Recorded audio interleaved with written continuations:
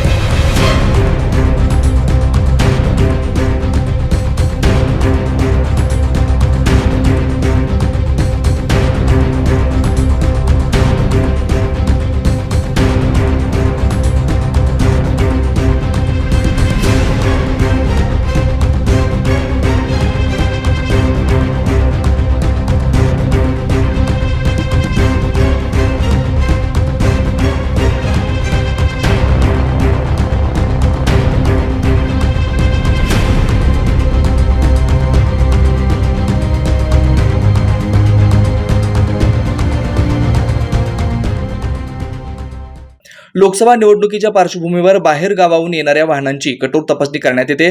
Police आयुक्त M राजकुमार यांच्या मार्गदर्शनाखाली पोलिसांच्या पथकाकडून ही कारवाई सुरू आहे।